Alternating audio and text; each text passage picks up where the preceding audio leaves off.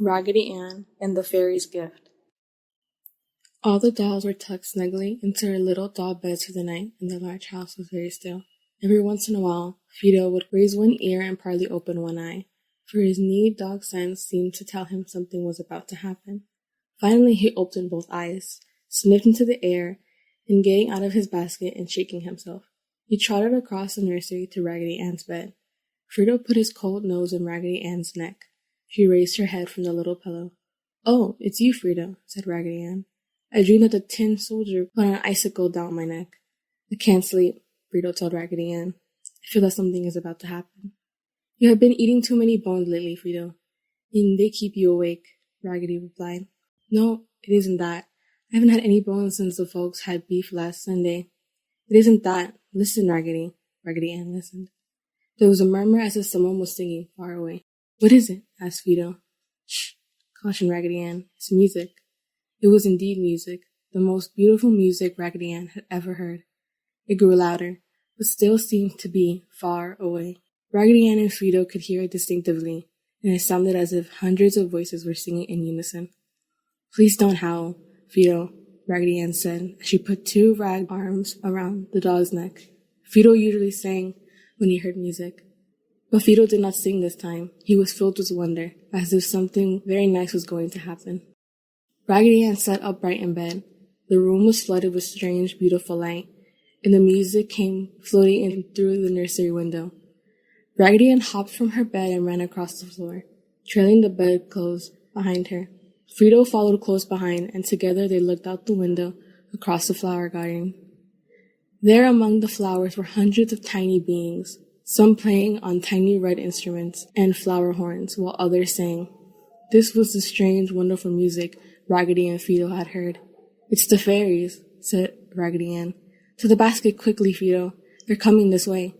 And Raggedy Ann ran back to her bed with the bedclothes trailing behind her.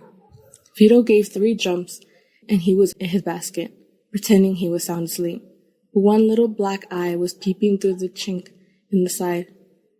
Raggedy jumped into her bed and pulled the covers to her chin, but lay so that her shoe-button eyes could see towards the window. Little fairy formed radiant as silver came flitting into the nursery, singing in far-away voices. They carried a little bundle.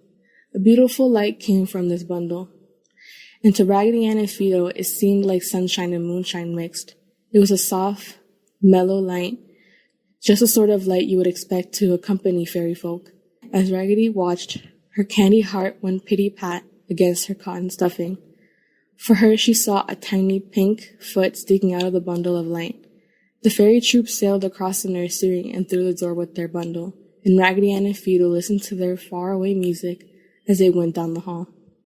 Presently, the fairies returned without the bundle and disappeared through the nursery window. Raggedy Ann and Fido again ran to the window and saw the fairy troop dancing among the flowers. The light from the bundle still swung among the nursery, and a strange, lovely perfume floated about. When the fairy music ceased and they floated away, Raggedy Ann and Fido returned to Raggedy's bed to think it all out.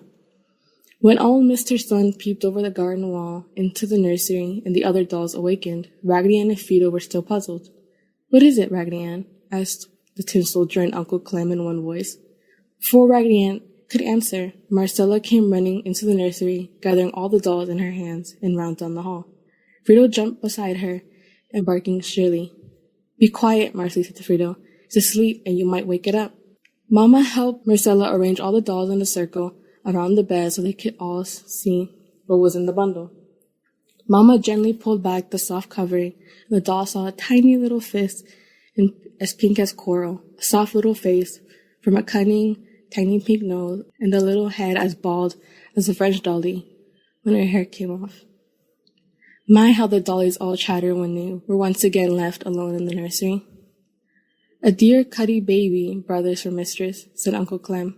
"A beautiful bundle of love and fairy sunshine for everyone in the house," said Raggedy Ann, as she went to the toy piano and joyfully played "Peter, Peter, Pumpkin Eater" with one ragged hand.